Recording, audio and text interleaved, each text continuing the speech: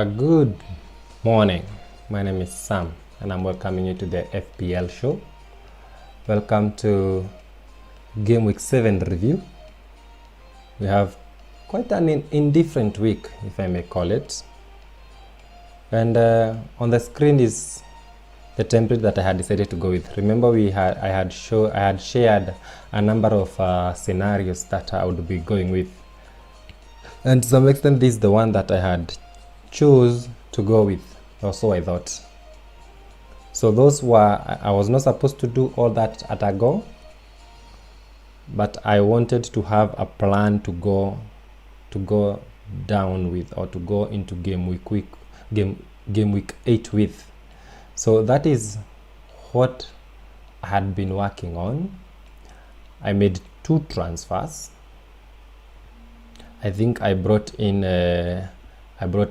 Mount, and I also brought in Otamendi. So meaning in that formation, the people who are remaining was Salah, Alexander-Arnold, McGinn, and Aubameyang. So that is where we intended to go. So in terms, when the week started, again, for the 3rd time this season, there were red arrows everywhere. And one might be worried, but I'm not. And this is why I'm not. I compared my current position with one of my friends. And again, I'm not defending myself, but our difference is 32 points. His captaincy did better than mine, but we have a difference of 32 points, and he is currently at 73k in terms of position, and I'm in 615,000, a difference of over 500,000 positions because of 32 points. So that's why I'm not that worried. I believe that with time, I'm going to clip up the radar. So I'm not worried. That's why I said I'm not worried about it. But a quick review of my team. Peters came through for Burnley. Randstrom, I didn't expect that much from me. In fact, he was not starting in my team. He was in my bench. But Wan-Bissaka decided that he was to sit out of this game. And to me, it doesn't matter much, because either Manchester United still conceded too, although I don't know whether they would have conceded that goal if Wan-Bissaka was in, considering the position he's playing. So I cannot defend and say that him not playing is not much of an issue. But there we go. Otamendi is one of my players who came in. I made 2 transfers, like I said. And again, Man City conceded. It was an away game against Everton, so I couldn't, it's possible, but being in my plans, I'll give him a few more weeks to see how much he develops, or whether he repays my faith in him. Sterling, for once, and thank God that goal came in, because I was becoming desperate.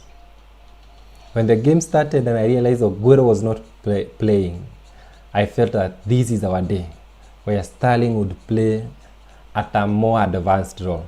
But for some reason, I don't know whether it's because of Gundogan, Sterling was so wide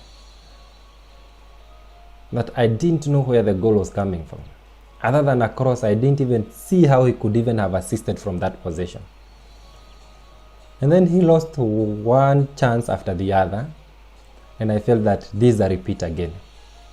But having captained him for the last 4 game weeks in a row, for once he came through for me. And I'm not sure whether I'm captaining him again. We'll go to our preview for game week 8 in our next video. But for this game week, he came through with 7 points, and I'm happy considering how everybody else was doing. Mane and Salah again are blanking. I think that's the 2nd game in a row. And me having that extra million with Mane instead of Salah, to me kind of give me some solace, because after all, both of them are not outdoing the other. De Bruyne, the stats were out there that he does very poorly away from home and even against Everton, and some of us shied away from giving him the armband, and he punished us with 9 points. You can see that yellow button there, so we are keeping tabs to see whether he is injured or whether he'll be back. Again, my attack line is disappointing. Barnes, Pukki and Abraham didn't do anything worth speaking or writing home about. Abraham had so many chances, so the promise is there considering the game time that is coming up. But for Barnes and Pukki, I am a worried man. Pukki, you can give him maybe a few more game weeks, because he is the attack man for Norwich, and we expect these returns to start coming back. I was surprised to learn that this week he is the most transferred out player. Maybe people are going for Woods, particularly because Barnes is also doing his best to ensure that we sell him, and I think I've had enough with him so far. I think this is the time for him to go. So anyway, that is my performance. Lanzini came back from injury but could only manage 1 point. Kelly, my 4.0 defender, keep ranking in the points but still on my bench. But anyway, just to know that all my bench can play, to me gives me some solace. So I'm okay with it. I also noted that my bench keeper also played. And that's a welcome return, because these are some of the 4.0 players that I expect to be warming my bench, because most likely they won't play. Now that they are playing, it means that even if one of my players is not in a game week, at least I have some points to come from the bench, like the way Randstrom did. So allow me to review 2 teams of my rivals. As I said, they are the people that we are competing with this season, among others, that is. Wamlambez, we even have some cash put aside for December and also now for May. And again, our teams, I noted that our teams are so similar, with 1 or 2 people who are not in either teams. But again, his season is going from bad to worse. Again, he also had red arrows. He did an 8 points hit to improve his team. I wish he could stick to his team, because his team is wonderful. I look at his players, and there are players that at one time or the other I would want to have. So he took an 8 points hit. He got a total of 53. That means that's about 45 points. So I extended my lead by an extra 5 points. So to me that was okay. He has Son, and to me I'm worried, because that Spurs attack with Son there, it leaves a Hurricane with some problems, and it is giving Son some points, and I see why he could buy such a player. Again, he has gone with Cantwell instead of Pukki. I hope he doesn't regret doing so, because once Pukki party is on, considering the number of people who have him, he's going to suffer even more. So he's at 3 million in terms of rank. My other competitor, the winning champs, that's my friend called Hassan. Man, I don't know how this guy is playing this game, but he is good.